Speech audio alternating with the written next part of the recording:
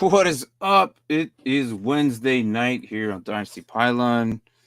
Mark is here tonight. That's right. The OG Dynasty Pylon are here. What? You guys have been here like ages. If you're familiar with Mark, Mark is here tonight. I don't know if it's back. I don't know. He's a busy man. So I honestly didn't even like give him the rundown of what we're doing today. So he is literally winging it tonight. That's right. The definition of winging it right now. Let's do it. But I basically told him before the show, hey man, we're gonna give advice on how to do a startup dynasty, what is dynasty, and things like that, because this is the time to do it. So and he goes, right on, let's do it. So Bryan's not here. He's still buying himself his car, I believe. So he's not going to be here. I don't know. I expect him to probably jump midway. So I don't know. I haven't heard from him either, but I mean, you know how we run. If we're late, we're late. The others will probably continue, push on. It's fine, but that's what we do here. We're a little bit more. We're just different, all right? So, but yeah, man. Unscripted, to say the least. Sometimes, yeah. Sometimes we do these shoot from the hips. It's all good. Right. So yeah, man. How are you feeling with like since I've started these episodes, like the overview ones? It's the first year I don't have you, man. I'm not gonna lie. I haven't really talked to you. It's different, dude. It's different. Like I don't have you there. I don't have. Seem a little different. I haven't seen all of them, but I've caught a couple. Yeah, dude. I even put them on audio this year. So, hey, next Wednesday, I can do it. I'm off. You're off? Yeah. But I think. Well, hold on. But are you working Thursday though? Thursday. Yeah. That's the issue. Isn't it usually probably the night after, like because. Oh no, I'm saying I can do the team breakdown. Oh, okay. So Wednesday, yeah, I might do one in the morning. I've been trying to. Is that tanker Mark? Not sure which one's more believable. No, man. So I'm like if I'm falling behind, which I am, I'll usually do 2 days. I think tomorrow I'll be doing 2, and then Friday I'll be doing 2. And then I'm throwing them also, a few of them on Spotify as well. So cool. It's interesting to say the least, because I have to cut them up and then show them. On the few of them, you could tell, like, just I don't know. It's a new platform for us. So if we sound weird on there, I haven't had Wednesday's episodes on there. I had to break it down on 2. Me and Bryan actually talk about some interesting topics when you actually listen to it yourself and listen to what the other person is like. Oh yeah, well, that makes sense. But you know, it is what it is. But hey, man, what do you think about your Washington Commanders? I didn't get to ask you at all. I'm excited. I mean, I don't think I think we'll take a step forward this year, but I'm not expecting like a huge leap, because I know offensive line still has some work and stuff. But like, for what I'm hearing with the coaches and like the receivers and stuff, like Jayden Daniels might be the real deal. No, I mean, we liked them before coming in. That was the guy we were all excited for before. Like, of all the QBs coming in, that was the guy we were excited for. So me and Bryan continuously talked about him. You did. You guys had high praise for him. Yeah, no, I think he's the most ready of like the top 5. So, and apparently he's humble, because the big news today was all this praise that's being like heaped on him, and he came out and said, "That's all fine and dandy, but from where I'm at, I'm not a starter in this league yet." He's like, "I still have a lot of work to put in and a lot of things to do." And I was like, well, that's pretty refreshing. Well, yeah, that's kind of nice to know that your rookie's like, yeah, right. Because like, it's true. He knows what he's got to do. So I'm like, all right. Because I mean, some people would be like, yeah, that's right. I belong here. I'm the man. And he's like, no. No, You know? it's a different atmosphere, man. You're dealing with like Yeah. pro level. And people are like, oh, yeah, but they made it so they kind of don't work as hard. I don't think that's true because if they don't work as hard, they could lose their job. Right. Some other younger guy Exactly. or some other position who's just sitting there waiting for his opportunity will just take your job and then you're done. So, but so far, man, I don't know if you can see this or not, but so far, this is what we've come up with. So, Hey, I'll take the 6. I'll take the 6 wins. right now it's kind of interesting. That's But double what you said last year. So yeah, well, my bad. But yeah, no, we're gonna go back to these. I think we always revisit the first 5. Because I know we're gonna take. There's no asterisks on the Jets though. Like 11 if Aaron Rodgers stays Oh yeah, healthy. presumably that's presumably if Aaron Rodgers is Because I agree, healthy. if Aaron Rodgers stays healthy, 11 wins for sure wouldn't be a problem for him. Yeah, that's what we thought last year. Didn't remember last year we had I him know. into We the had him in the playoffs. playoffs. Yeah, That forgot about might him be in the team playoffs. that ruins our bracket again. Could be. So we're gonna revisit some of these because there's always every year somebody makes a move that changes the entire atmosphere of the team, and that one player can change a game or two. Mm-hmm. Or a player goes down for the rest of the season in camp, and then again that also changes a game or two. So I just did Well, the speaking of things changing, that reminds me, Jonnu Smith could be out for most of the year. what happened to that? He got hurt today. Oh jeez, I didn't know that. That sucks. Now it's not supposed to miss the whole season, but he's supposed to miss a big chunk.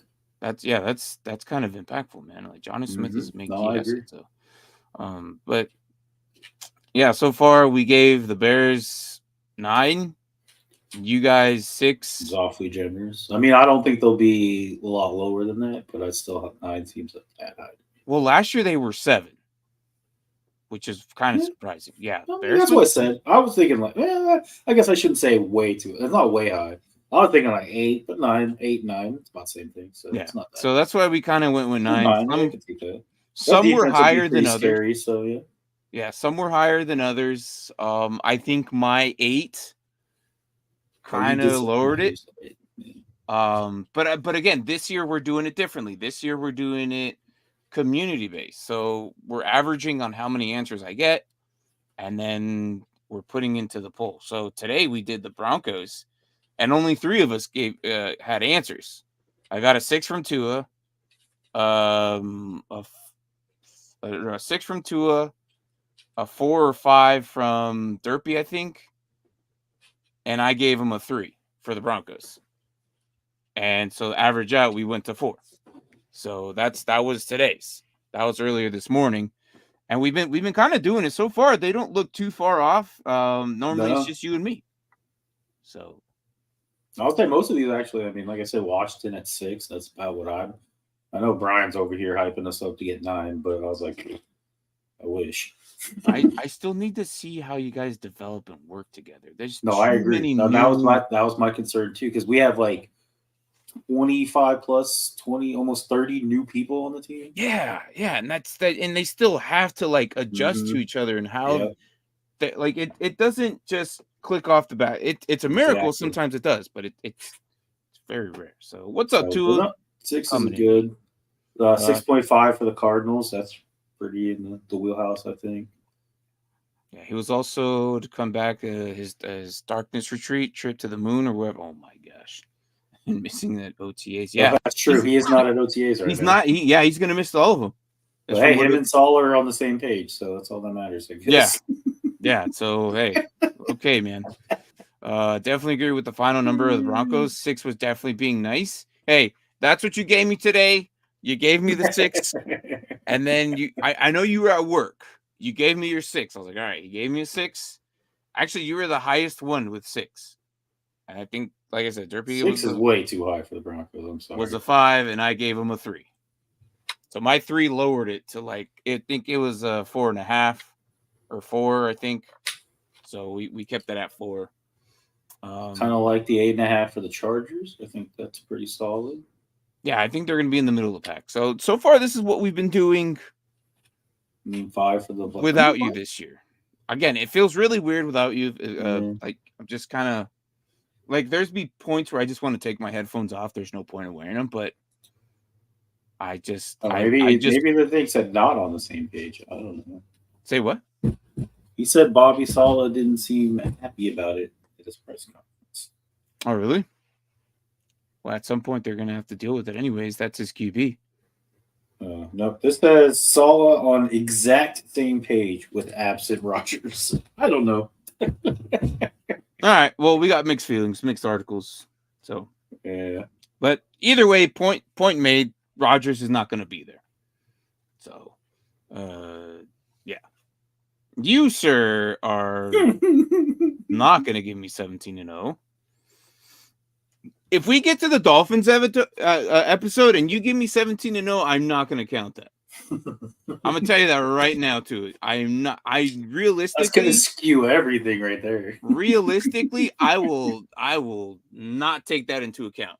What if he said 15-2? I mean, I'd have to look at the schedule first, but no. He says, I'll be realistic. Like, I'm not going to do that. 15-2, like, it's better than 17-0, but even then, I still don't think that's... Like, I haven't looked at the schedule. And when I do, I'll be like, okay. Because you know us, we don't look at the schedule until the day of. Hey, if the Dolphins play if every opponent they play is 500 or worse, they could go 17-0. It's a possibility. I'm not saying it's out of the realm of possibilities. I think last year... We all know they can't beat teams over 500. Just saying. Well, yeah. Last year, what was... Didn't we give, like, a highest one of, like, 14 to 15 games? I think. I can't remember. Somebody we gave, like, it was, like, 15, 14 games. I think we gave the Eagles 14? Is that what it was? I think the Eagles were the highest at 14-3. And they clearly didn't do that. So I know we're like, oh, what underachievers? They still went 11-7. There's only 3 wins off. So, yeah, I just, it is what it is. But again, so far this is what we've been doing without you. 5 also for the Vikings, 5 for the Giants, 6.5 for the Cardinals. The 10 kind of surprised me for the Falcons, and I looked at that thing 3 times. And I really that thing kind of surprises me too, but I mean, I could see it. The back end of that schedule. Enough. The back end of that schedule looks really easy. And I'm like... It's the complete opposite of the Steelers, is what you're saying. Yes. Because I looked at it, I'm like, we're going to get smashed right off the bat. Like, we are not going to have 2 wins until, like, week 7. And then after that, it got changed. And I'm like, Bryan, does this look right? Am I being biased here? Like, I'm not trying to actually say what I'm Bryan. doing. Yeah, there he is. There he is. Sorry to guys. How's the new car? Dude, it's awesome. Yeah. It's like a spaceship. It's like a spaceship. Is this your first gas? This guy's going to work like... Yeah, this is definitely my first electric car. Like the Tesla Y, I got a 7-seater Y. Dude, I literally hit the accelerator. It went from 0 to 60 in like 2 seconds. It was stupid. But I'm like, I don't know if he's gonna be on time. I don't think so. I'm just gonna start it. I know he'll show up at some point tonight. If he does. I'm addicted. There's no way if you start. I almost came in this afternoon. If I wasn't sitting there in the office, I would have been this afternoon watching. Right, because we had plans for you to meet somebody else to see if they were like, we had a special guest maybe potentially. So, which I'm hoping still we can do this. Yeah. I'm pretty sure I hurt his feelings. But there's nothing I could do about it. Because I talked to him last week, and you were basically the main reason for that. And I can't just bring someone on without everybody meeting them. And I, honestly, we don't even know if we're going to bring more people on. I don't know. Maybe it's a potential, but I know we're going to do special guests here every now and then. So that could definitely be something in the work. But again, I needed you to there, but Yeah. you had to get your birthday present, and I'm glad you seem to like it. I was just ecstatic driving home. I'm like, man, I want to hit the accelerator every single time. I took off every time. This man drives everywhere.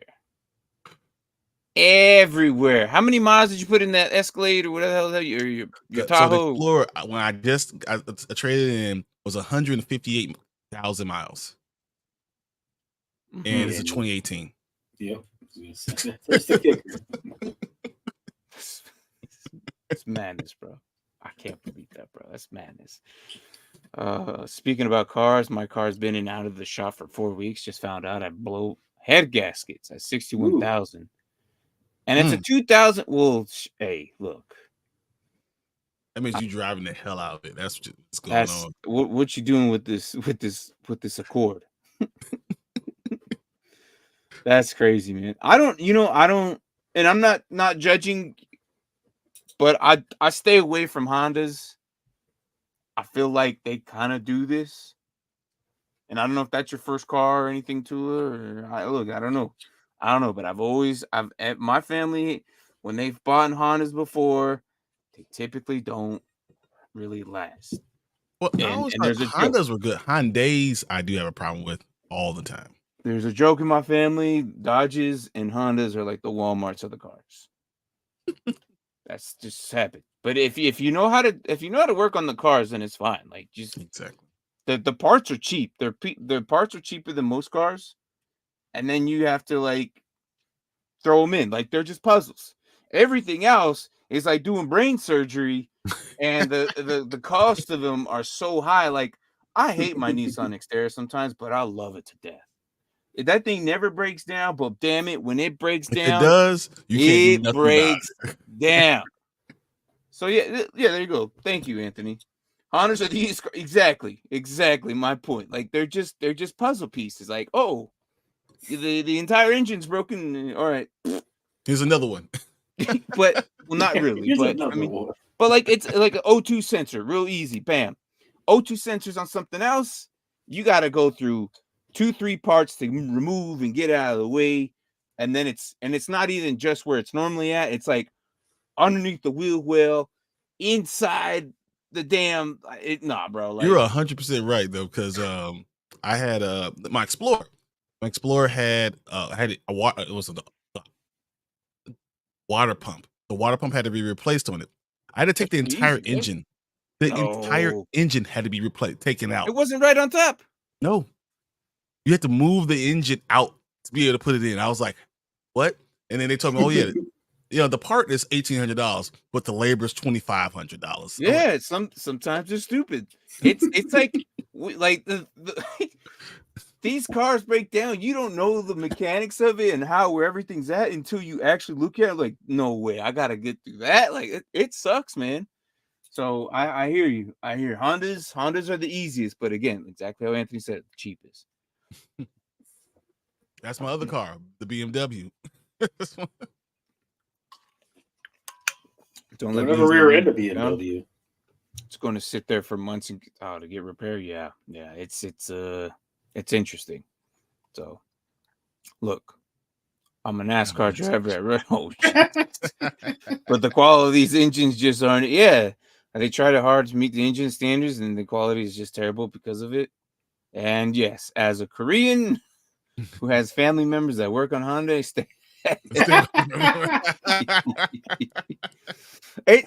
I don't know, man. Like, it's just some cars are just better to work with, and sometimes, like, I've had my Xterra for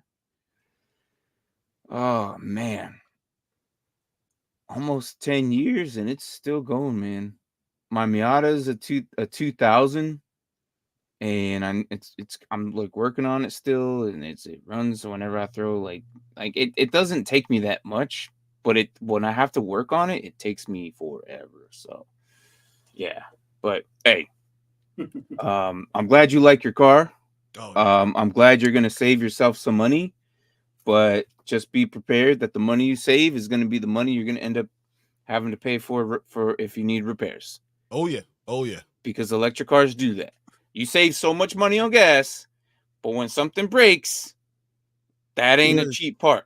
There's nothing on it that's going to be cheap, but they do have a pretty good warranty. And then the battery's the other thing. The battery's 10-year warranty. So after 10 years, you might as well throw the whole car away. No, the battery's look, I don't mess with the battery on these. I have a Fusion, so it's half gas, half battery. Yeah. I don't even want to touch it. I don't want to touch it. There's so much electricity into those batteries that you do something wrong, you could shock yourself and kill yourself. I'm like, nope, I'm out. There you go. Just work on it. I'm out. Call me in 3 to 4 hours when it's done. All right, I'll pay for it. But look, when my life is at threat, nah, I'm good, man. I'm good, fam. Go ahead. You take care of it. Yes, I'll take my Uber home. Yes, I will take that Uber home that you're providing me with, and you let me know when to pick me up. Yes, I will gladly do that. So, I live in Montgomery. All 5,000 people are factored. Do not drive. Damn. Even with the discount, they should tell you. Hey. So that's pretty good right there. That's crazy. So yeah, I was just catching up, Mark, on so far what we've done so far. Today we did the Broncos, and I'm sorry, Bryan. I know you really wanted to do the Broncos, but honestly, that episode was really difficult to do. I know, and I saw you doing it because as we started looking at the details, I was like, wow, you guys have done nothing. This team is going to be struggle bus. That's why I said 4 is almost high to me for them. I gave them a 3. I gave them a 3. But I don't think anything else. The most generous. Right. All they did was get rid of people. Yeah, really. That's right. And they didn't even really have draft picks to bring new people in. Yeah, don't, like I said, I seen their first on a second or third round. I took a dump on Cody Barton. I'm not gonna lie. You did. He really is not what I thought he was supposed to be. And look, Washington said, no, man, you suck. Get out of here. I'd rather have an old guy who on his last leg than even have you on the team. Yeah, he's not going to be that guy. I don't know. Maybe if he does something good, maybe they'll be on defense so much that he'll be relevant for IDP. He'll just pick up tackles because they're on defense. They're on all the field 60% of the game. You got to do something. Yeah, guy with the stick, do something. Yeah, I don't know. We'll see. But again, I gave him a 3. I think Derpy gave him a 5 or I'm at a 4. I'm at a 4 too. So that's why I was like, yeah. Tua gave him a 6, so we gave him a 4. So that was earlier today. Tomorrow we're doing the Raiders. So tomorrow I'll do the Raiders and also Raiders and somebody else. Who the hell am I doing? I'm behind, so don't ignore the dates. Guys, ignore the dates. It was funny because Tuesday I had all these people on, I wanted to show the thing. I was like, wow, this is really far off. Let me just tell them to come in and check it out. I'm falling behind. I get it. I'm falling behind. I'll get to 2 days and I'll catch up by Saturday. Tomorrow I'm doing the Raiders and the Saints. That's what I'm doing. All right. The Raiders and the Saints tomorrow. I'll do Raiders early in the morning and then the Saints little around afternoonish time. So catch one of those two. If I know you're working probably during both those, just swing by. Hey man, these are my records. Let's go. See a I'm sure Mark would love that. I would hate what can different give you? Like, I would hate that 100%. What could different give them? I don't understand. That's my only question. Like, unless they're giving up their first round coming up, that's the only thing worth value. And even that's still not. We don't know what Bo Nix is going to do yet. That's the thing. And he's competing with Jarrett Stidham right now. Like that's what scared me right now. They are literally considering Jarrett Stidham. He said 2037 draft pick. That's about as far as you're going to go to be able to have a first round draft pick. So that's insane. That's insane. Broncos. 2 a days for 2 days. 2 days. Telling y'all 17-0, but get out of here. But yeah. So we're all here, and I don't know if we want to do like a board or not, or kind of type up what we had for ideas for Dynasty startups. But Dynasty is kind of like full swing right now. It's the beginning of June, midway June, whatever you want to look at it. These Dynasty startups they should be doing now. And what do I have to say about it? I don't know if you have any ideas or any advice that you want to say. But I don't know, Mark. Do you have any before I start unleashing anything? Yeah, for Bryan? me, for Dynasty startup, my biggest thing is like I'm not going to completely dismiss veterans, but I'm probably looking younger more so than in like a redraft league. Okay. I'm going to look out for rookies, second, third year guys more so, and value them a little bit higher than even like an all pro guy in his 30s. Okay. I mean, obviously, you're going to have people like JJ and those guys who are going to go probably just as fast, but. And what is your reasoning behind that? Because it's a dynasty, so you're not going to just be not like a redraft where it's like this year, next year, start from new. These are guys who are going to be on your team for the foreseeable future. Right. So the younger they are, the longer they'll be on your team. Essentially, right. Right. So if you get, sure, you can get someone who's like 32 and they'll be good for 2, maybe 3 more years, depending on the position they play. But then after that, you're like, well, now what am I going to do? He's gone. Whereas if you get someone who's 23, you're like, I got this guy for, 7 to 10 years, depending on injuries and whatnot. So, I mean, that's my biggest thing when I'm doing this startup. Okay. Well, for me, I feel like the very first thing, I like how you just dive right into it, but I like to make sure that the rules are established at the beginning. Make sure you know what you're getting into. Make sure it's a super flex, or make sure it's an IDP league. Make sure it's like what you're getting into before you actually kind of take the plunge. Because sometimes there might be certain things where you don't know. Like for instance, like a lot of people don't know what IDP is. Some people don't know what tight end premium is.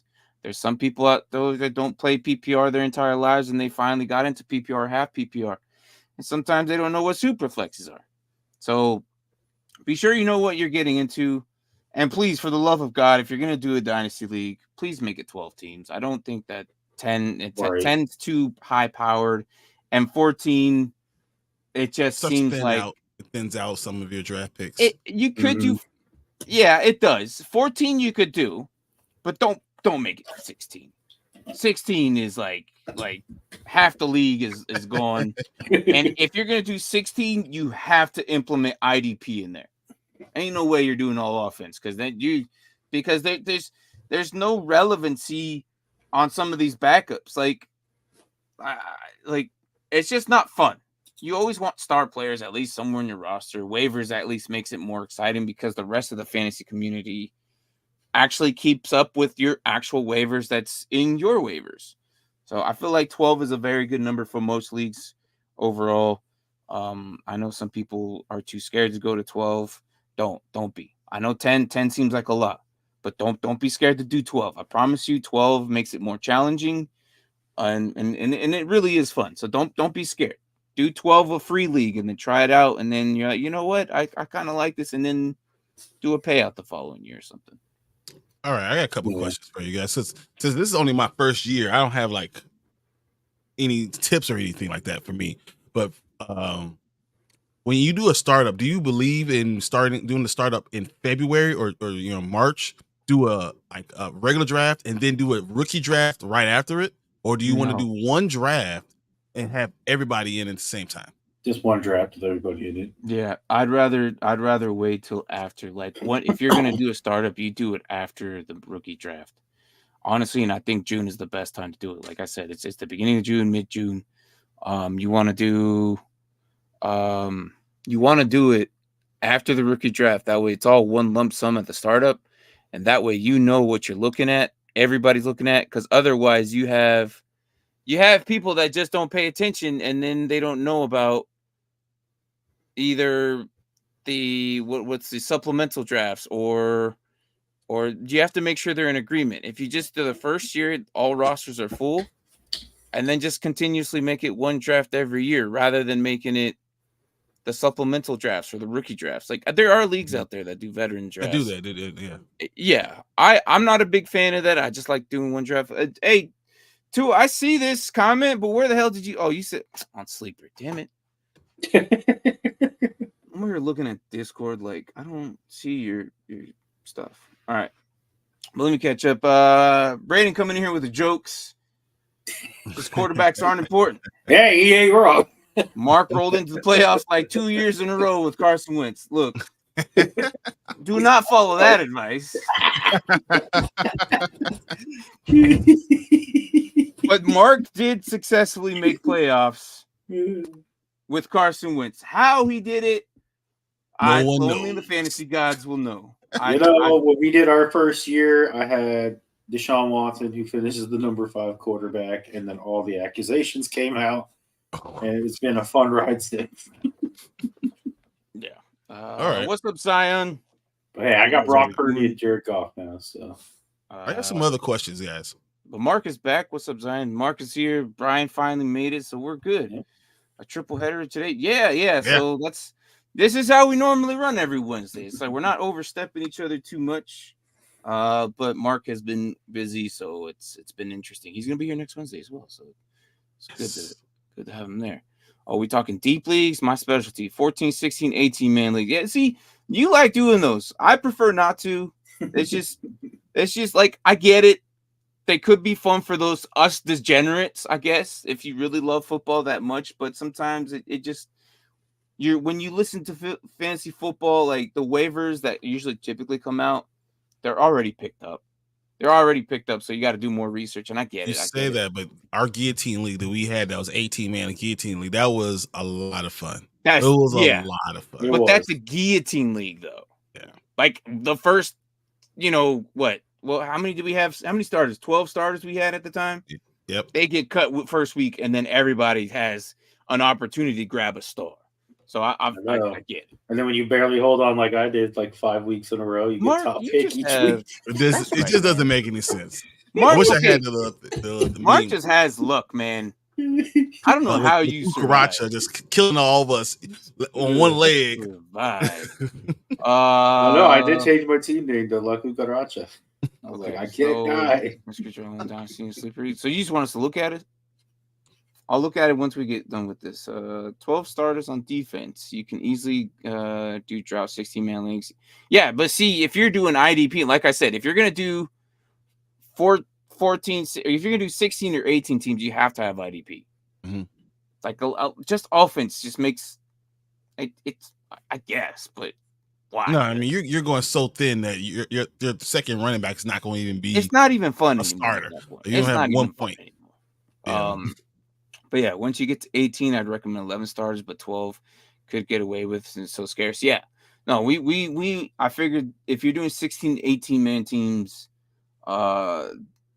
implement IDP. It's just kind of the only way to go, really. We've already done tests all these different league sizes for Dynasty and redraft, so it was fun. Now I'm here to support. Yeah. So Alec kind of does these interesting ideas for he brings different ideas to leagues. He's always kind of bringing, like, how my mind works, and I always come up with like a weird idea. He does that all the time. So could be interesting. Ain't it crazy when doing mock drafts and Josh Allen's the first quarterback off the board? I think if you're doing a redraft league, he probably should be. I was talking to my dad today. So I was talking to my dad today. I think Josh Allen is going to have an MVP season. He was like, why? He's not going to have anyone there. And I was like, exactly. He's not going to have anyone to depend on. So he's going to literally be doing running the ball. He's going to be throwing the ball. He's going to be everything's going to go through Josh Allen. He's going to have an unbelievable stat stuffing year. Now, if Dynasty League, I don't know if I want that because he's going to get used up if he does that consistently. But this year, for any redraft league, I think Josh Allen is a hell of a pickup, and he might be smart to do your first quarterback off the board. Mm-hmm. Guess what I want? I'm trying to put up what's his face's. What you got? Oh my gosh, I messed it all up. Tua sent me his team. We're just kind of looking at it. So yeah. Says, yes, I do agree. If you do 16-man league and only offense can only do max 10 per team. Yeah. Don't do super flex. Your league will hate you. Yeah, I am that's not a fan of super flex. I'm not gonna lie. Yeah, and that's the thing. Including IDP, do 11 to 12 starters with them. IDP needs more love. That is something we can agree on. Yeah, it's look, a lot of people don't know that. A lot of people feel, oh yeah, you're gonna be there forever. You get to, have these draft picks and you get started. It promotes trading and whatnot. I get it. I really do. But at the same time, it becomes really boring the first couple of years. I mean, because nothing's going on. And then plus, there's always some people that just don't want to trade, and that's what happens. And it is what it is. But to this, Anthony, I don't know about that. I feel like that's crazy. And a redraft, yes. I think it's kind of crazy. I'm sorry, Bryan, because even crazy. Alex said, I agree. Josh Allen's always been a stud. But would you be mad if someone picked Mahomes or Hurts over Josh this year? I don't think Mahomes is the one that you should be drafting this year. I mean, look at his stats last year. It's not about winning. This is about him actually having these stats that are going to get you points. So the problem with Mahomes is, I mean, honestly, Russell Wilson had better stats than he did last year. Mm-hmm. So he didn't have this godly year. You need to look for someone who has to get these stats, who has to score these points. That's what you're looking for. So I need a guy who's going to score a lot of touchdowns. A guy who's going to have the ball. Didn't have anybody for most of the season. Where did he rank in fantasy and MVP votes? Josh Allen might lead the league in turnovers, though. What's happened? I mean, good.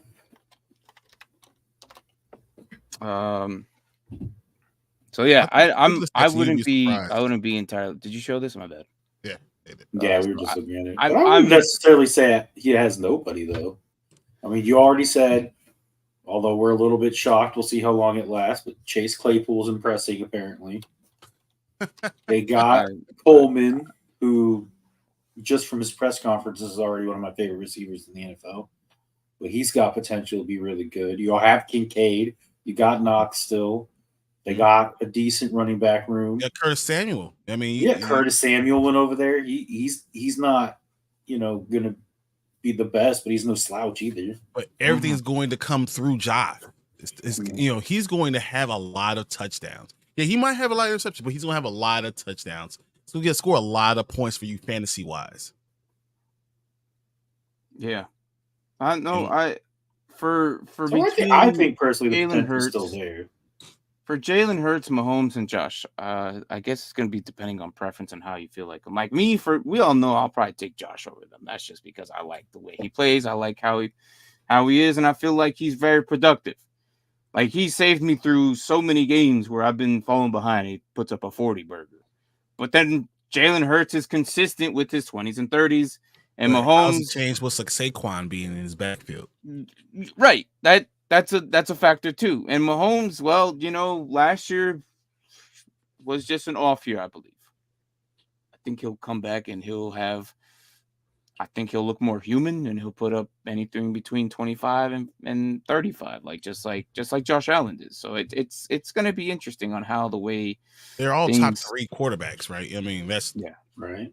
Yeah. So here, Josh Allen, CJ Stroud. Josh Allen. This year, Josh Allen because of the rushing upside. But I can also see the argument of CJ Stroud. If you want to say dynasty, I'm going Stroud. I'll still go Josh Allen. He's still got another good handful of years before another talent comes out there and you can get yourself back. I'll still go with Josh Allen. That's just me. And like I said, that's preference. Like when it comes, like exactly how I said, it's going to be down to preference. Like right now, me and Bryan just had ourselves differences right there. As I said, the way I look at rookie drafts, if you do it on keeper leagues, oh God, not that. Don't. We had this conversation already. Why are you doing? Yeah, no, we'll talk about this. If it's fun to do them after the season over and draft based on how you finish the season, that determines the keeps. So my argument for Mahomes is, who is he throwing to really last year? But he had the weapons. Kelsey. Rashee Rice was good. Yeah. Terrible person, but he was good weapon. He had some things out there. They just dropped a lot. Yeah. None of them were catching. MVS couldn't None of them were catching. Nobody was catching. So all of them will eat, in my opinion. Though I love Hurst and Josh Moore because rushing upside, but I can't disagree Mahomes because of a bad year. Exactly. It's just a bad year. So if you had first pick Josh Allen or Hurts, do I have to go quarterback? Because I know my first pick wouldn't be that. But if you're saying if I had to pick between the first QBs, Josh Allen. My second pick, I know my first pick wouldn't be either one of them. It would probably be more than likely a wide receiver, being any type of PPR, or maybe a running back. Again, different scenarios. I'm just saying I wouldn't use my first pick on a quarterback. That's your first quarterback pick. Yeah, well, say if you have first pick. Yeah, but if you look, especially redraft how we play, by the time we pick a quarterback, neither of them are going to be available. Yeah, but we still make it happen.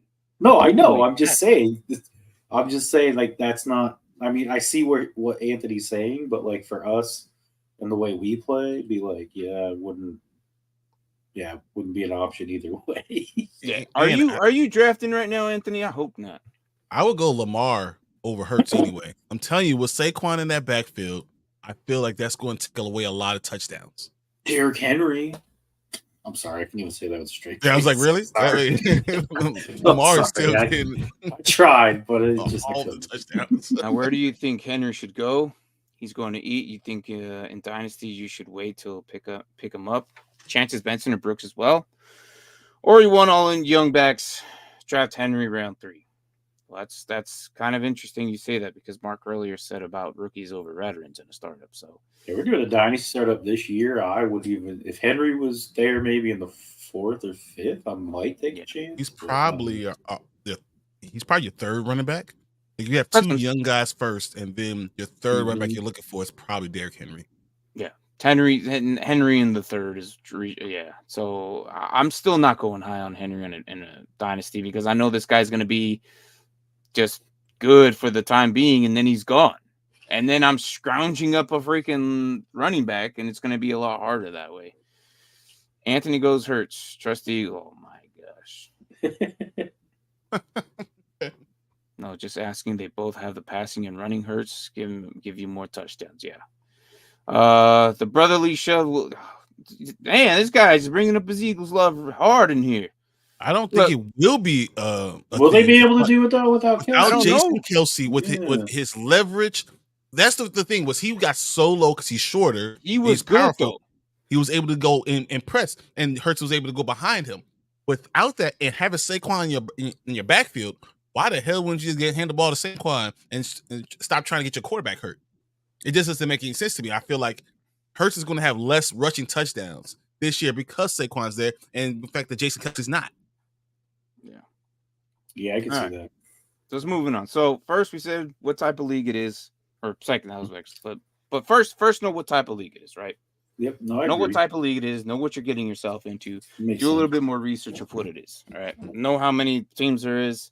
Establish the rules of bidding. If any type of rules that has to be developed, please do it between the months of February and April, before the rookies come out. Because the hype of everything of the rookie draft is going to be everybody's going to come out of their hidey hole and start being active again. This is why if you want to do waivers throughout the entire season, off season, do that. That's okay. If you want to establish FAB, if you want to establish waiver priorities, all this needs to be done throughout the process of off season, because Dynasty never stops. Dynasty continuously moves. It can reset during the season if you want.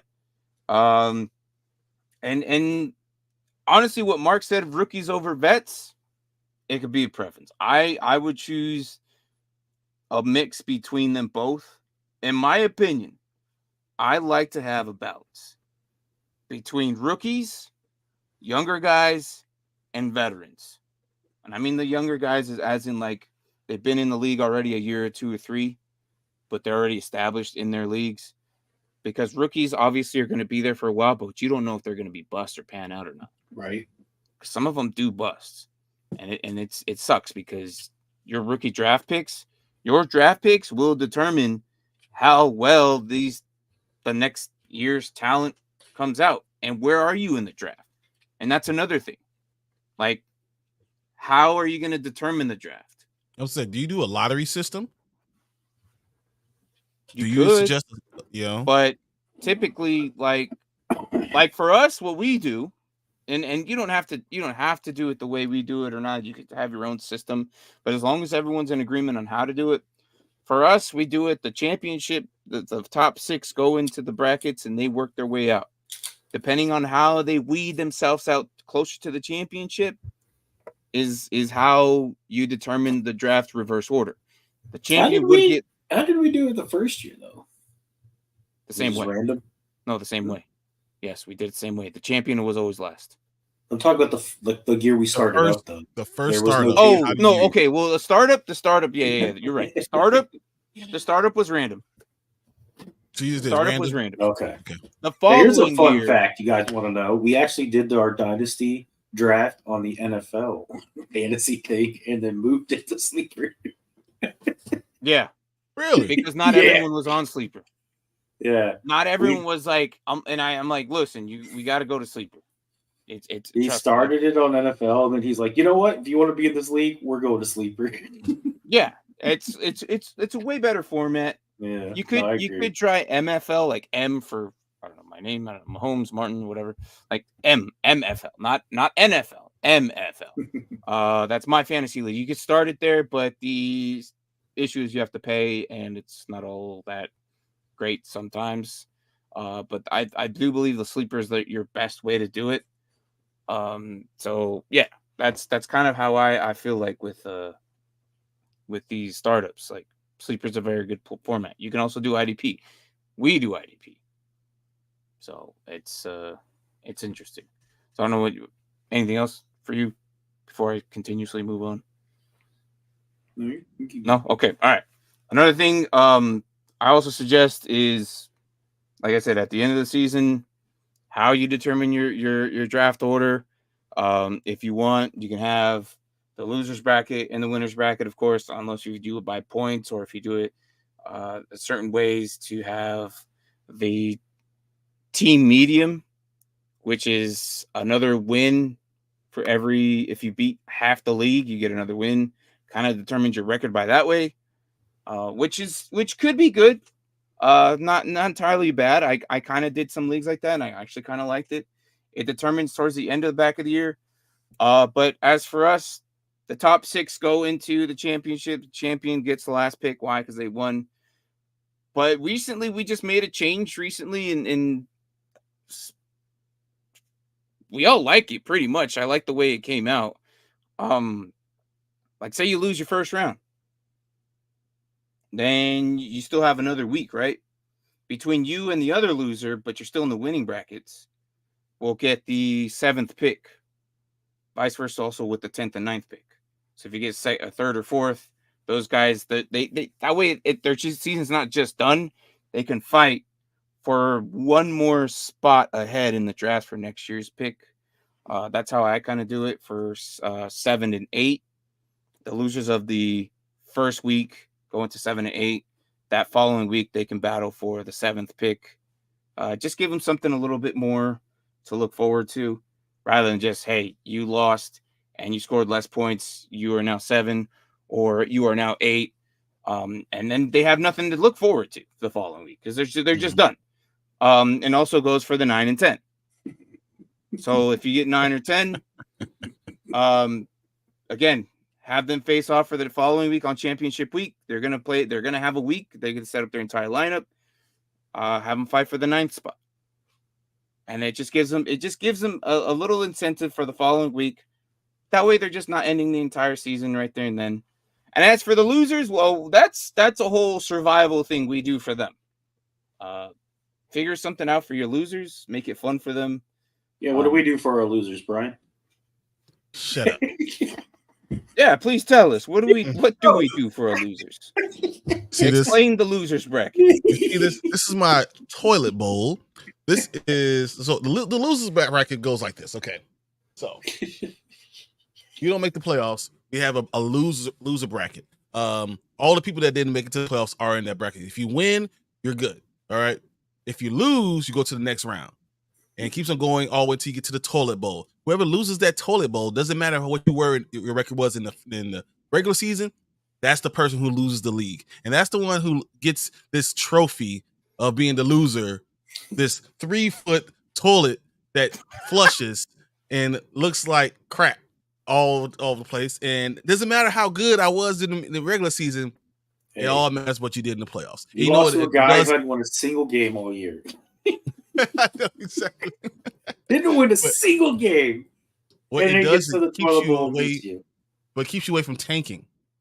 So, like, you don't want to tank because you know that could put you in a situation where you get a bad matchup, and next thing you know, you're in loser in the toilet bowl.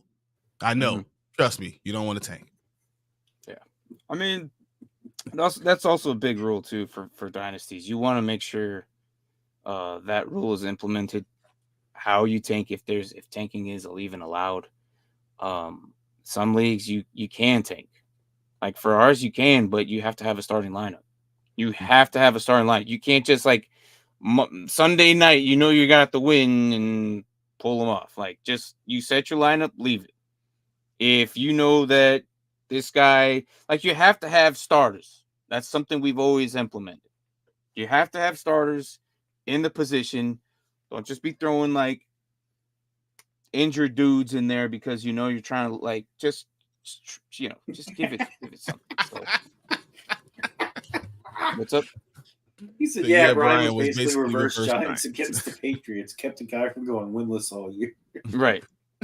So yeah. So guys, if you're listening on Spotify as well, we have some live comments in here, and we're kind of like making some jokes with this.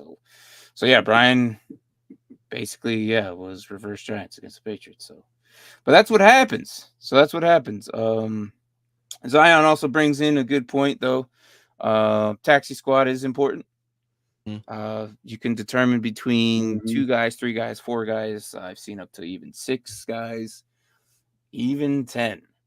I like taxi squads. Yeah. So, but the years on it was only rookie years. So you could determine the factor. I think sleeper goes all the way to 4. In my opinion, I don't like doing that. I like 2 years, freshman, sophomore year. You know, by 3rd year, he's going to suck or not. Pull him. You can pull him out from your taxi squad if you need to during the season, but just know that you cannot put anybody into that slot anymore once you pull him. But the following off season, if you want for his freshman year, or his sophomore year, second year 2, you could put him back in there if you want, and keep him there if you want the entire second year season. Which, if he gets injured, you could probably put him in there. If you really want them. So it's kind of like a safety blanket for these guys. No, that's right. You mean you're not wrong. The squad is the perfect place for Rashee Rice. Especially with for this year. Being held over your head. You know he's going to a sophomore year. This is why Martin had this rule. It makes perfect sense to put him in the Texas squad because you don't want to get rid of him because he's a talented person.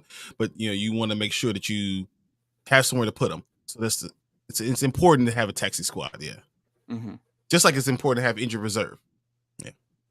Yeah. So it's just something to think about. I mean, I myself and Mark kind of relate Dynasty to playing Madden Franchise mode all the time. To those who don't know what Dynasty is, it basically is like you want to basically determine on how you want to build for the future and you can keep the same players for 20 years if you want. If you're in this league, in a Dynasty league for 20 years.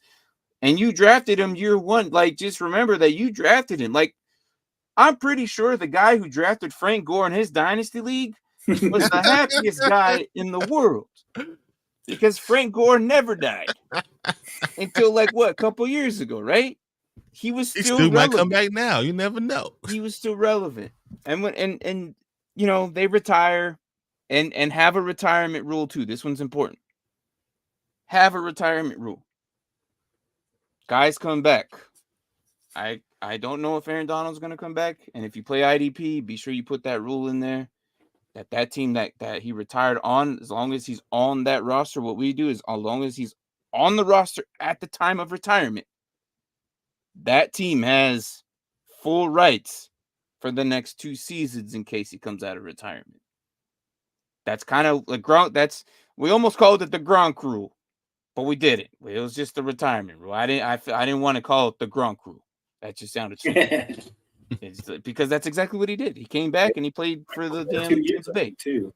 It was like right before Gronk came back, like right before the 2 years was up too, I think. Yeah, and we're like, "Oh crap! Cool. This is new. What do we do now?" So just made it. Yeah, so we had to make the rule at the time. We're like, wait, well, let's do this. So we made that rule, and so yeah, if any retired players retire at a young age, and they decide, hey, I'm gonna come back. Whoever now, if he was already a free agent, he was already on waivers, and he got cut, and he was just sitting there free agent. Same rules apply. He's on waivers. But if he retires on that roster, we typically give him a 2-year window. And what's great about Sleeper is you can add league notes in there, and you could tell them, hey, you can type in there such and such player, owner, whatever the hell you want to do it, or their name has rights until the date of the retirement in 2 years from now. That's what we do. So yeah, the most recent one was Aaron Donald because we have defensive line on there, and that is up till June 25th of 2026. He could come back, guys. He's very young. It wouldn't surprise me if he does, but that team, that owner will have full rights to him. So, but yeah, again, that's just something we kind of established as we've tried. Right. Anthony says, I hate the league's redraft where it's 2 quarterbacks, a QB, a running back, a wide receiver, a tight end. So basically you have 3 quarterbacks starting. That sucks, my guy. Yeah, I've seen those. Annoyed as hell. Yeah, it's. I can't. I'm old school, man. I like seeing one quarterback on the field, and I'll leave. Like, I'm not a fan of Superflex. I get it, guys. It's fun. I get it. I just can't. I feel like the younger generation are barely getting into fantasy football are okay with this. But I feel like those who actually watched every game as kids and grew up with the old school stuff, that we're stuck to one QB. And I'll admit it. I like one QB. I see one QB on the field. Sometimes I see 2 running backs. Sometimes I see 2 tight ends. Those positions I understand. I see 3 to 4 wide receivers. Those positions I understand. But you never see 2 QBs usually, unless it's some stupid wildcat play, and unless some trickery is going to happen. But how many times does that happen? Right. 5 to 6 times a year? Mm-hmm. The hell out of here. If that, yeah. Yeah, get out of here. I agree. So Zion, how big do you like to have your fab bidding, and when does it refill yours? So ours, we don't do that, but if I were to have that, it depending on how much you're bidding. Like sometimes it refills. I guess the Saints do throw 2 QBs on the field a lot. Yeah. Okay. Sometimes depending on what it is, sometimes we have the 200, and it will refill right after the season's over because typically the season starts right after that. You can start making waiver moves like that. And that's a discussion for you and your league mates.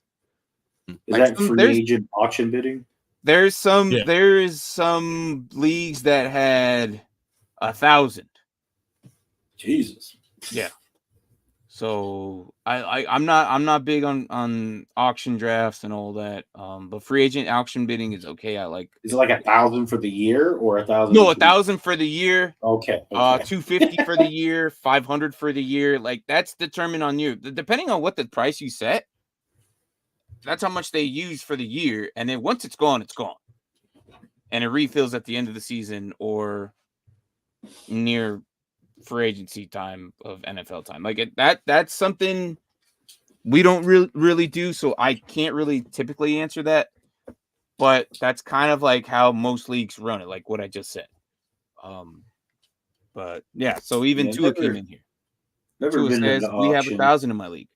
Resets yearly. Yeah, that's kind of exactly what I just said, and that's typically normally what You got Chase Crown for $1. that's that's normally what happens.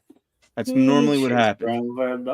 But again, this is something that you guys can discuss for your league and your league mates.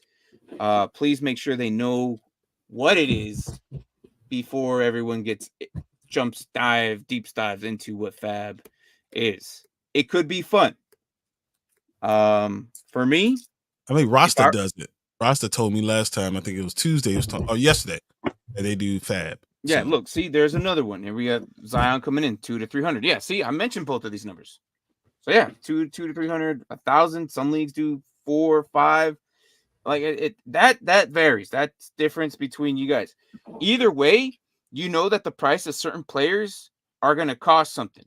Like let's take the 1,000, right? Two is 1,000. You know I'm going to bid like 100 to 150 week 1 on somebody, maybe 200 if needed, depending on that. But you know, as it starts whittling down, the price changes. But if I have the 200 to 300, I'm not spending 100 to 200 on a player. I'm spending 20 to 50. Right, exactly. The price changes because you know the way the league runs. So it's crazy how much ideas you can have. But for Dynasty overall, like, be sure you know what you're getting into, what type of league it is. Sounds just a fun way to bring gambling to fantasy football. Yes. So I'm trying to get into that. The whole aspect. FBI, I don't read much ad things. Yeah. Oh my gosh. So there are leagues out there that are salary leagues, and those are kind of fun. Certain, like, the stars are going to cost you $5. Like, they start off, and then the following year they go up $1. The following year they go up $1. Like, it just gets more and more expensive. At you some really point, are being like a real GM. Yes.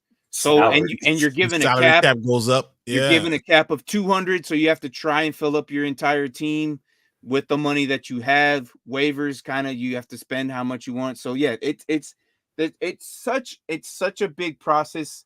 But for me, that's too much to think about it because I don't want to talk about numbers and I hate math. So yeah, to me that seems like it would be fun at first, but then after a while I'll be like, ugh. No, it's actually it's fun because now you really are playing with, like, right. That's what I'm saying. Like, I feel like it would be really cool, like exciting at first, but I feel like after a while I might be like, after a while, why am I doing this to myself? After a while, it becomes interesting because you have to cut a star player because of your right. That's what I'm saying. You start acting like a real NFL team. Like, oh, sorry, you gotta go because I need cap space. Let's take my team for example. Like, I would not be able to afford both those 3 quarterbacks Dak and Josh at the same time. Right. There is no way in hell with Justin Fields past year. There's no way. I would have to cut probably. Plus, with them gaining money each year too. Yes, exactly. So it would be very hard for me to actually budget those 3 guys, and considering we only start, like, it's just all that kicks into factor. So again, know what you're dealing with. I like it. The more we're talking about it, the more fun it actually does kind of sound. Yeah, exactly. I mean, it sounds, but your top end guys are going to be too expensive. So like Patrick Mahomes is going to be so expensive, you might actually lose by having the best player in the game. You'll have to trade him. But then you get to formulate trades. You have to trade him to someone who has the cap and who has in dire need for a quarterback. Those are interesting things from them. Yeah. So. And then hitting in the draft on those leagues is probably really important. Yes. Yeah. So, Tua says, I like it because it's like a mind game. And won so many by, I've won, is that one like WON rather than the number one? I've won so many by adding $2 to high bid. I always think is someone going to add $1 to bid. Yeah. And a lot of people just do I see now. A lot of people just do the $1 bid, hope they get it. But this guy's smart. Use bid Bryan. Well, I'm gonna do $2. Up the ante. So I'm surprised no one's like, how long have you been doing this? You said years? You didn't say and years. No one figured it out. No, he didn't say years. If he's been doing this for years, I would have been like, this man throws in 2. I'm gonna throw in 3 or 4. Exact 3. I'm the 3 guy. Yeah, but again, that's just something to keep in mind when you're doing a startup. Another startup is have a balanced team, like kind of what we were mentioning between rookies, younger players. Don't just focus on unless you come in with the mentality that you're ready to lose for the next 2 to 3 years. Mm-hmm. Go rookie heavy. If that's your mentality, like, hey, I don't care. I'll pay my league fees for the next 2 to 3 years, and you're cool with that. Fine. You better hope that pays off, because the league fees are going to cost you every year. And, this just like, if say you're doing $50 a year, right? Like, you better hope you have it within the first 5 years, because if you're doing $50 a year, you're at what, $250 already lost. Like, is the pot good enough for it? Like, just you gotta, you can't be losing every year, man. So think about that. Certain things like that kind of like you got to think about. And if you do go rookie, hopefully you trade them, make trades with somebody who needs a rookie. Trades are definitely helpful towards the end of the year when you know who's a competitor and when who's tanking. What's this? Says this is my first league with my buddies. 3 out of 12 of us know what we're doing. There's a reason why I'm Mr. 2 times. Well, there you go. There you go. So yeah, I think that, if you accumulate a bunch of Gasket blown, Fantasy League 1. Life is good.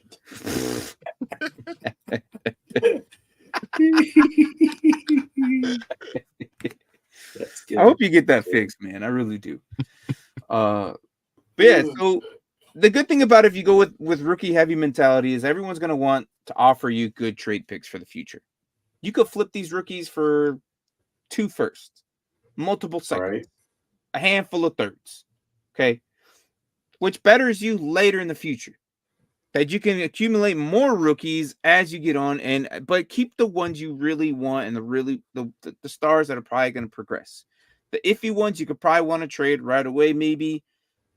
Just it's a gambling game. You don't know how well these guys, like some guys, they come in, they don't do anything their rookie year. Following year, they become beasts.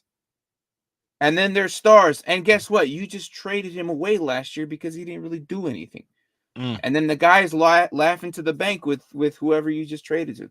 That happens. I got Brandon Ayuk for free because they cut him before his rookie year even started.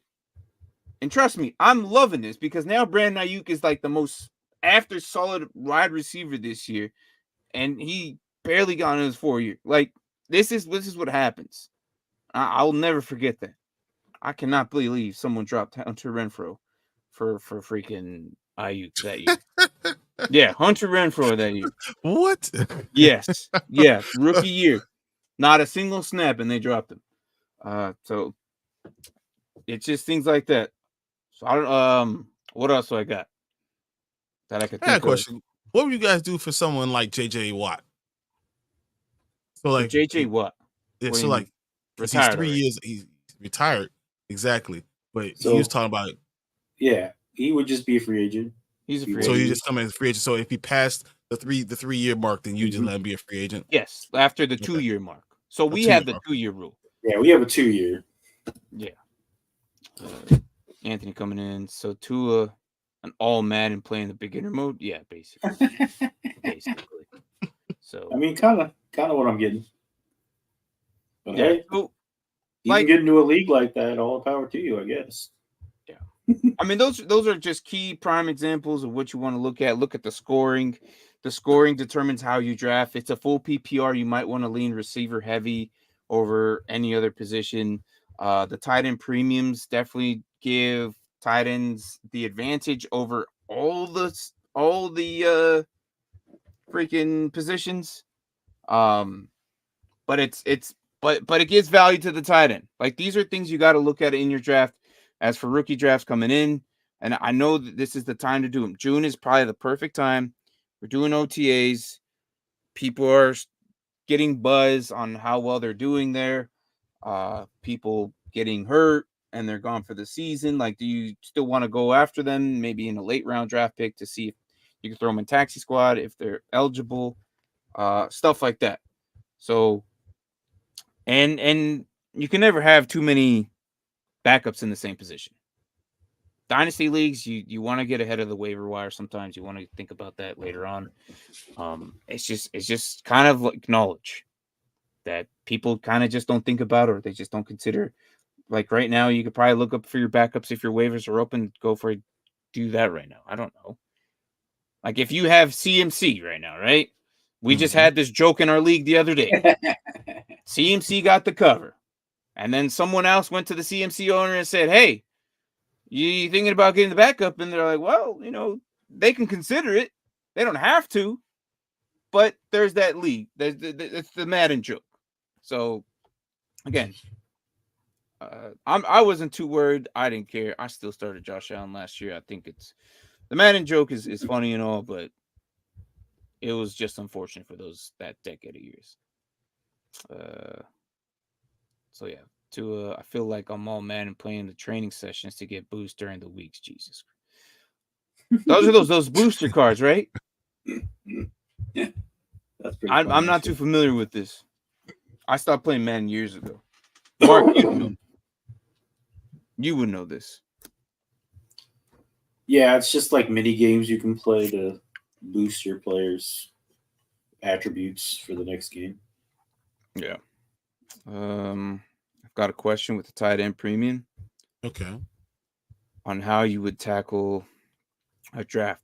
If a tight end premium is low versus high, a low versus half point to a quarter point, or 3/4 point to a high to 1 and 1.5 plus the half for a tight end first down. Oh, see, you got downs. Would you tackle multiple tight ends early with that high tight end? Probably. Because if you're getting the boost of almost a whole point or a point and a half, probably yes. Because some of those tight ends are used more than just grabbing a regular ass receiver.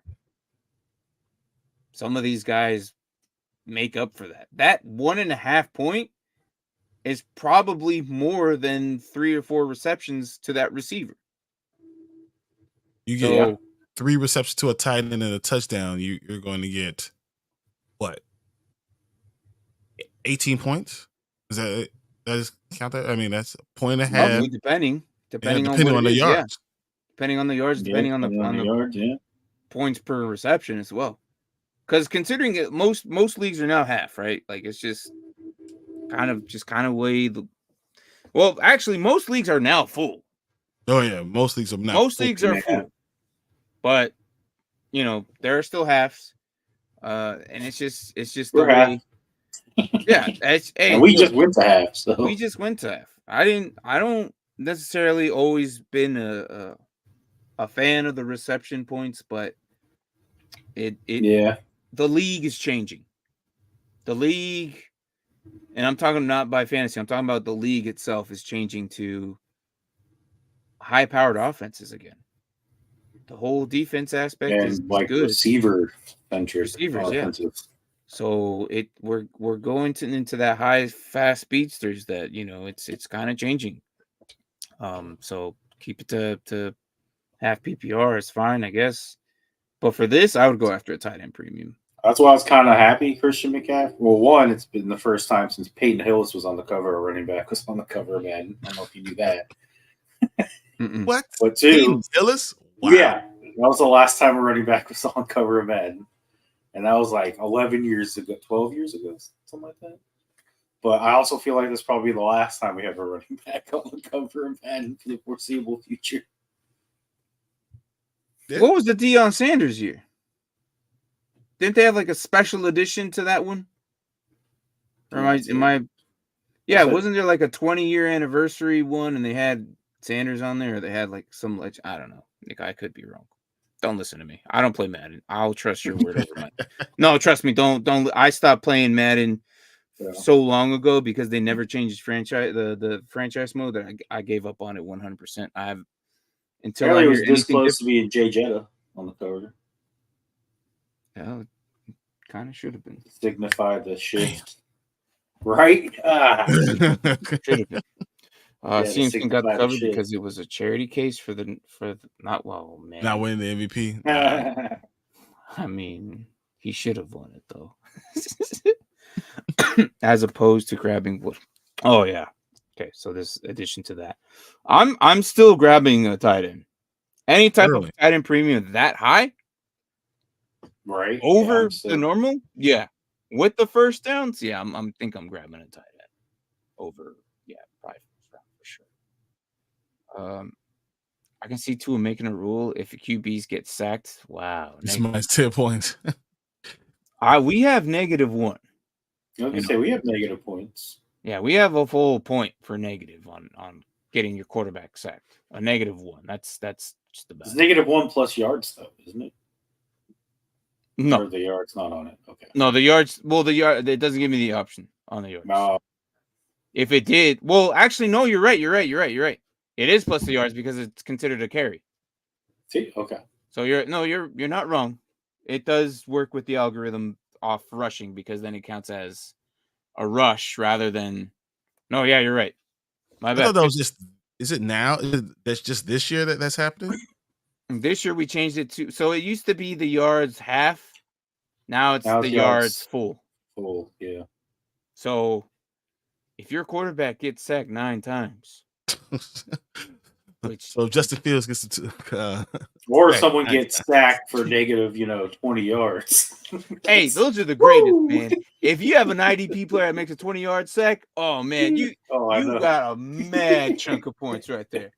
Oh man, I love those. So who's setting the tone for those highest powered offenses?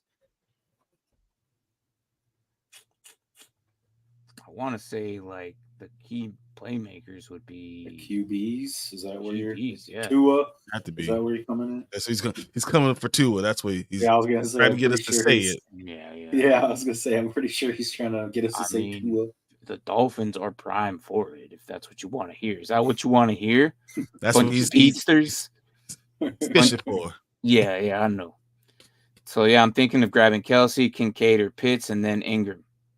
But that's a lot of tight ends within the first 10 rounds. But the advantage is the deep league, so that sounds like a good idea, even if running backs or receivers suffers. I'm okay with that. Why? Because you could probably trade one of them off. Kelsey's only be there for a little bit, and I'm assuming this is Dynasty. It's funny that he just named all 3 of our tight ends. Yeah, he did. Who has Ingram? You have Bryan. You have Ingram. Who has Ingram? He has Kelsey. Kelsey. I have Pitts. I have Kincaid. You have Kincaid. Yeah, I just thought that was funny. That is weird. I just now noticed that. Yeah, I was like, oh wow, we have the top 3. Wow. Yeah. Well, I mean, I also have Andrews, but we you have all the Titans. I don't even understand you. Yeah, like tight ends like they're. But hey, I'm not going after Brock Bowers since he went to the Raiders, so. That seems like for now. that I have. We'll get to next year. Somehow you get Brock Bowers too. The one. Anthony, I love the way you think. I just happen to be commissioned for negative. Wow. Yeah, there you go. Just giving them. That's a lot, man. -10 per sack. That's insane. But maybe that's too many. Maybe too early. Would play it safe. Great overall roster in case. But you could trade one of them though. Exactly. So you could always knock out the playoffs. Yeah. That's true. You could always trade for, especially with that kind of setup, you get a lot of return. Yeah.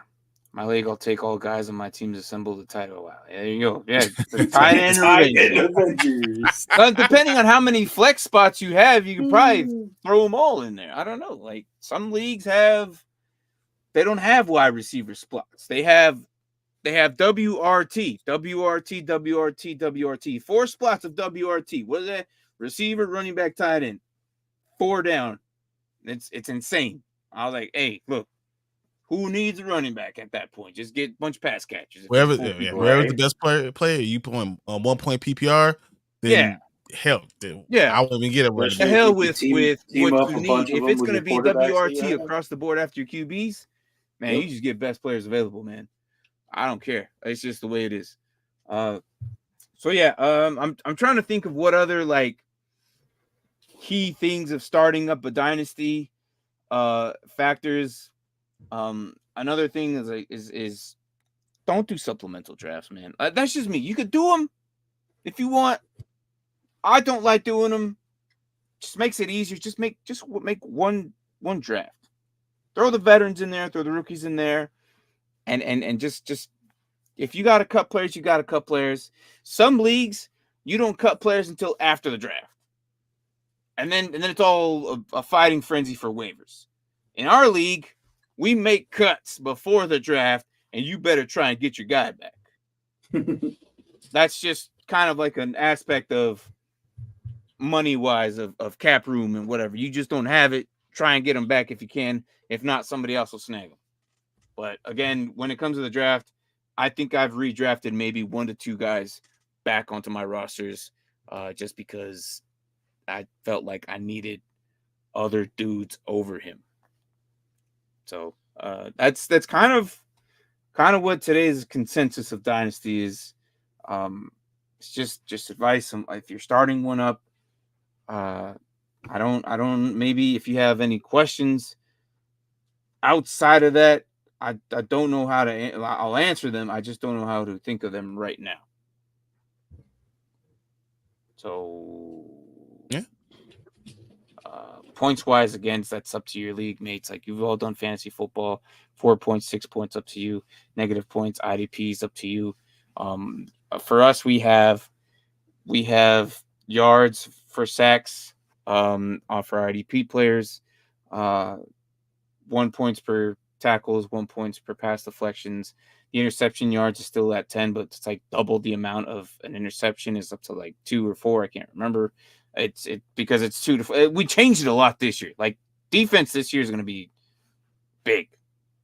So you got to balance it. Just one big balancing game that if you overpower on one thing, you're going to be weak at another. But again, football is constantly going to be there if you're doing Dynasty. Just remember that. Don't be going into Dynasty leagues and then just take a whole 2 months off and not do anything because you're going to come back and you're going to be absolutely lost because so much happened in 2 months. Right. Maybe it's not a thing for you for 3 months. Like you can't take off seasons during Dynasty. You just can't. It's just you're going to come back. If you haven't watched the draft, you shouldn't be doing Dynasty. If you haven't paid attention to the OTAs, you shouldn't be doing Dynasty. So maybe this is not for you. That's what you're saying. Yeah, and it's just if it's too much work and you don't want to do all that, then maybe just switch back to redraft, and that's okay. But I'm saying Dynasty is for us degenerates who just love football too much that you just constantly watching it all the time. You're paying attention to the news. You're making moves on the off season. But make smart ones, please. Don't trade away all your draft picks or all your players for all the players. James.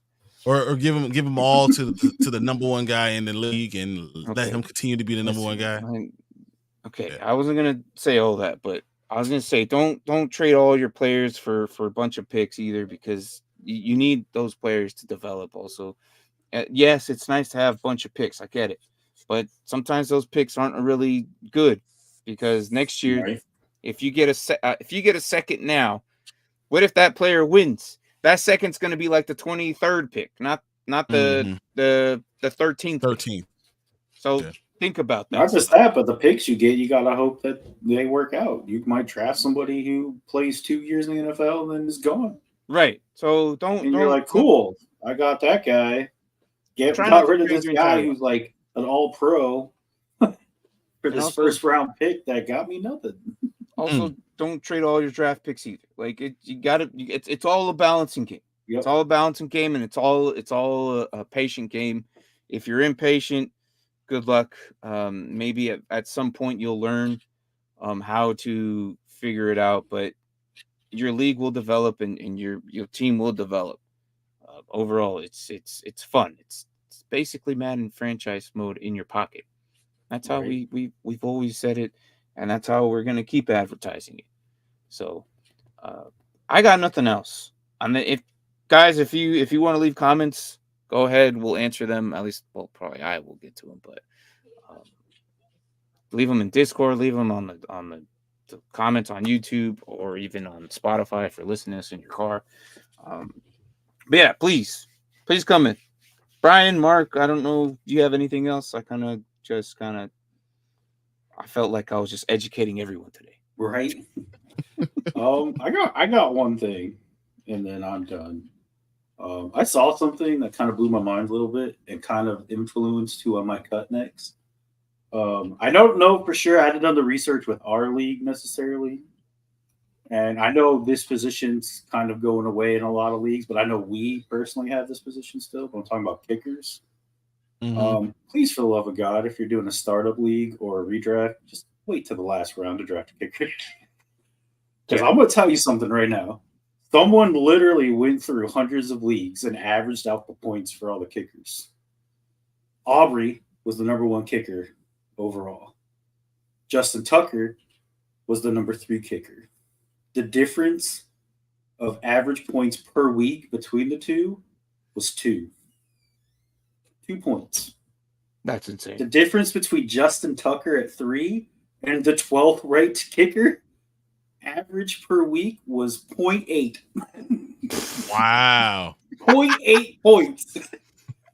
That's so insane. From number 1 to 12, you're looking at an average difference of 2.8 points. Hey, this is why I'm always dropping my kicker every year. Yeah. I saw that and I'm like, I might need to just drop 2, I guess. It won't be that big of a difference. Mark, after that first year, when I kept them, I'm like, no, I dropped them. Yeah, but you could. I kept Koo and you kept Carlson. Yeah, but now that you bring up kickers, make it interesting. Don't give them all the points. Make them pay for their misses. It is hilarious. So that's what I said. Ours might be a little different because if you have a consistent kicker who doesn't miss, you might want to hold on to him. Yes. Because we get negative points for missing kicks. Hell yeah. Hey, you know how you miss a 50 and field goals. Don't miss a 30. Don't miss a 30-yarder. Yeah. The only forgiveness you have is 50. That's 0. If you miss something, you know how hilarious that is watching him hit the post, and then you look at your league and you look at who has that kicker, and you're scrolling, you find out, and they get negative points. It is hilarious. It is hilarious as hell. And don't let you lose by those 2 or 3 points you just lost because you missed the kick. Or mixed the kick. Hey, look, that was me, and that was me last year. Freaking playoffs, my kicker got hurt.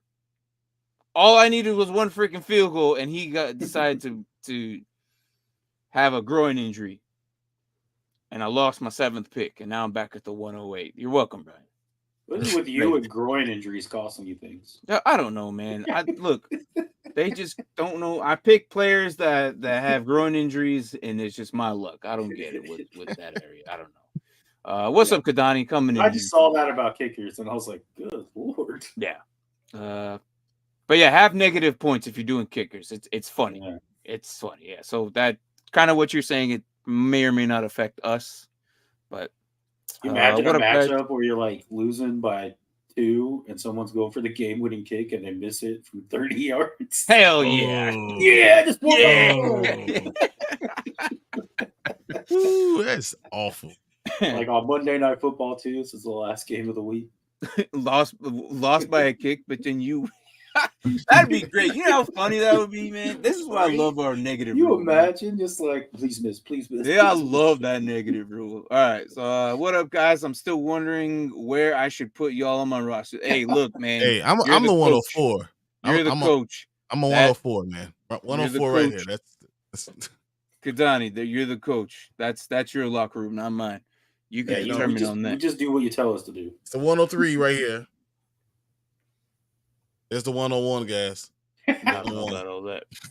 Who's the 102 then? Yeah, I say I'll take y'all on. Did you take us all on? Great. Oh, we'll appreciate that. We're gonna have an IDP league. Kadani, you need to get into one of these. I don't care. Like, just you need to get some type of involvement. As much as download Sleeper right now. Kadani, as much as football you and I talk, I am so surprised you do not do fantasy football. I do not understand it. I don't understand. This man talks more football than me, and sometimes when we talk about something, and he'll bring up some football time. I'm like, bro, how do you not play fantasy? It makes no sense to me, bro. Trying to review that roster. If y'all are trying to hop off, I understand though. Oh yeah, that roster. Damn it. All right. Pull it real quick. I have it right here, and I was ready. I know you had it too. It's been sitting there, man. All right, so I don't know how to. I've been trying to figure out how to blow this up without like showing. It's not gonna do it. It's just making it worse. Okay, that's probably the best we're gonna get. But yeah, that's one thing I always wonder, how the world do kickers get hurt during the. I don't know. Nobody does the IDP in the mock drafts. Hey, talk to Zion. He'll set one up for you. Matter of fact, it's you two right now. Put your guys' freaking sleeper IDs in here, and Zion will set one up. Zion will get that set up. All right, let's get this thing on the road. All right, so he has Dak Prescott, Marshawn Lloyd, Bucky Irvin, James Cook, Breece Hall, Chase Brown, and Keon Coleman. That's his bench. I like it. That's a lot of good running backs that could come back to help you. That's his bench, my guy. That's his bench. And right. I like it already. How is Breece Hall your bench? I don't understand. I'm interested in who's starting it. Well, he's got Keon Coleman and Josh Allen. His rest of the bench is Hollywood Brown, Deontay Johnson, CD Lamb. CD Lamb. CD's on your bench? I think he has everybody on the bench. We'll see. Oh, okay. I think he has everybody on the bench. Steve Rice, JSN, TJ, and Jake Ferguson. You just drafted this? Dallas Turner, Hassan Reddick. I hope he does good this year. Alex Smith, Quincy Williams, Devin Lloyd, Kyle Duggar. Nice. And you got Bynum as well. I like Cameron. Chop Robinson, Chris Jones, and no, not Chris Jones. Yeah, I was like, oh, Chris Jones. Yeah, but he has also Chop Robinson as well, and doesn't he could put Smith and Hassan Reddick and Dallas Turner there. Hassan Reddick. I'm not hating that. So it was just his bench. His bench and taxi. Okay, Cade Stover, Malik Washington, Trey Lance. How many years you doing in taxi? Demario Douglas and QJ. Looks like you still have your first for next year. This is your bench in your taxi. I'm not hating it, man. I really want to know what the hell your starters are. Or is this? No, I mean, it's going to be all of it's at the bench. I think he does. Is it filled out? I don't think everyone's. Is it filled out?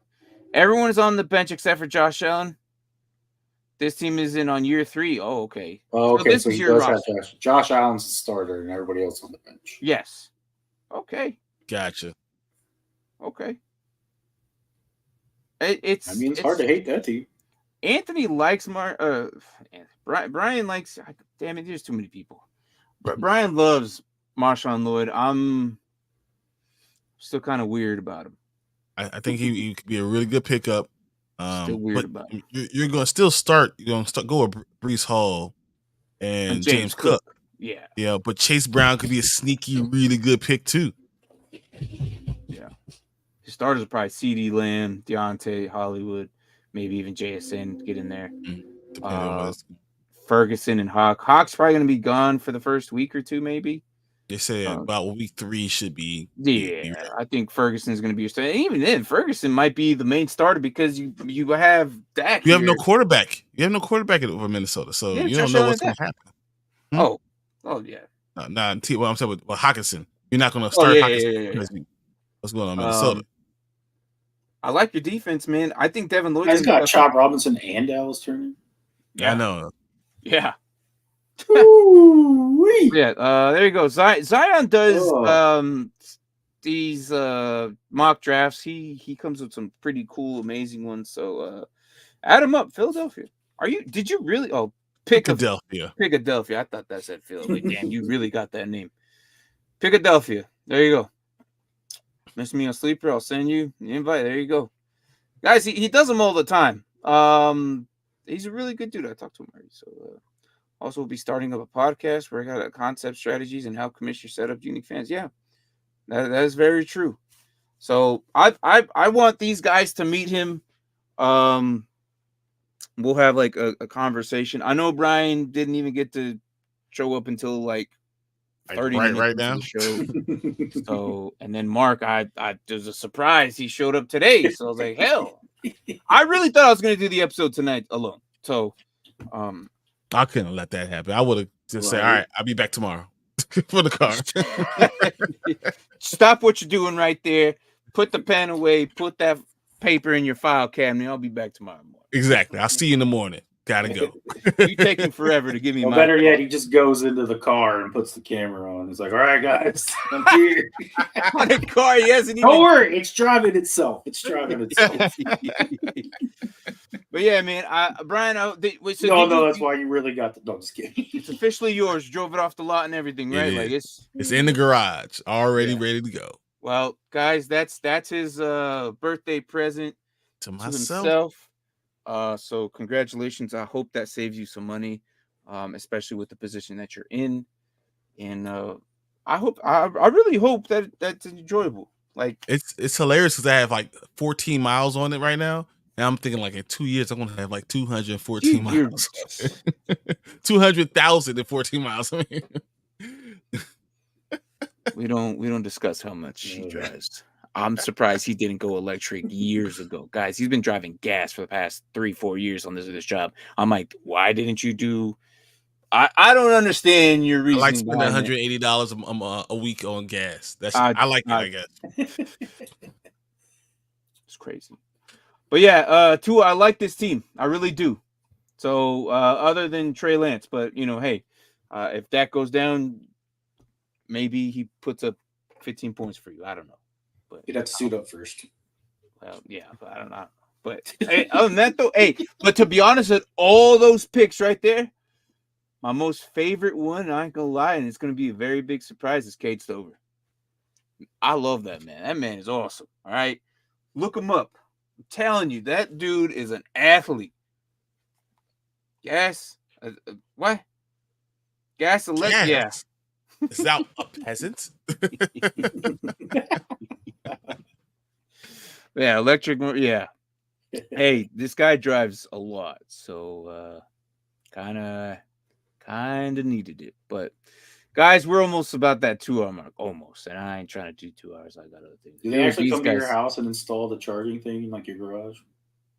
So that's gonna happen when I get back. I'm going to Disney. As soon as I get back, getting that done. It's getting start. I already got the thing ordered, and it's on its way. So yeah, it will be done. That's insane. But yeah, Mark, get some rest, man. Mark's gonna be here next week.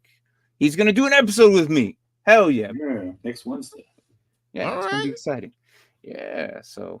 No, I'm off, so I might as well jump on. Do a team breakdown. How about y'all are my 3 starting backers, and Bryan, you'll be in the middle because of Chicago. Boy, and my Chicago boy, unless Mark or Martin are opposed. Oh no, I love the outside. Trust me, I don't. I love the outside. Because then if they miss a tackle, I'll be able to get the tackle still. Put Mark on the strong side so he can get blown up, and I can just laugh at him. I love the weak side. I've always liked that. Like when Mark gets toppled over and head over. Yeah, that would be hilarious. Cade is a sleeper on. Yeah. If he drops more than a point for first week, hey, he's a sleeper on sleepers. Yeah, I'm going to. I know he just had to throw that in there, huh? My lady works for Disney, so I get the hookups. Nice. Hey, why don't you send me the hookup, because I will be in Disney from the 21st to the 28th. Which Disney? World. Yeah. Okay. Right. Going Disney World the 21st to the 28th. Yeah. Sometimes my military benefits get me some pretty bomb. Like I think my entire week for Disney was like $1,000. What? Yeah. It's gonna cost me $4. Look, military incentives, man. All right. Anthony, where are you at? Hey, get a sleeper. It's Philadelphia. I'm about to end the show. If you don't get it in, look, wait till next week. Honey, only things y'all have no D line, no secondary, because y'all age. Wow. and y'all max All right. contracts. Well, hey, look. Hey, I don't need that. It's good. I got you. Oh yeah, look, if I'll take a max contract. if he doesn't hit you up by the end of the money. week, I'll give it to you. I'm been in so many mock drafts with this man. I'll just give it to you.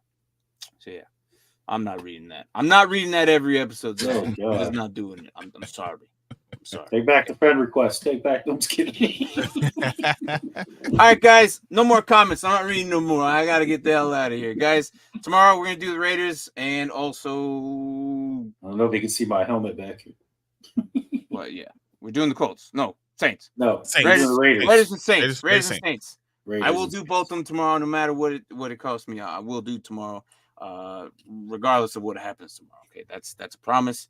I'll do both of them, unless something skewers me and I gotta go to the hospital. But other than that, no more comments. I said, get out of here.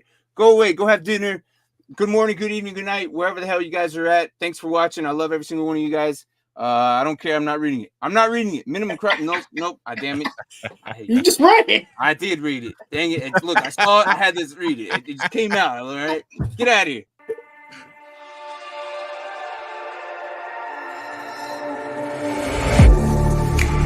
Getting hype when I aim up. Elevating that game up. Stepping up to the competition. Only first place, and that's how I'm living. I'm winning till they digging up my grave. Eating all the things up on my plate.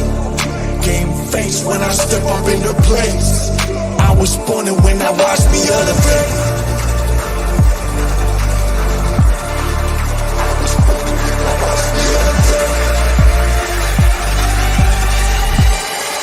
I was born and when I watched me elevate.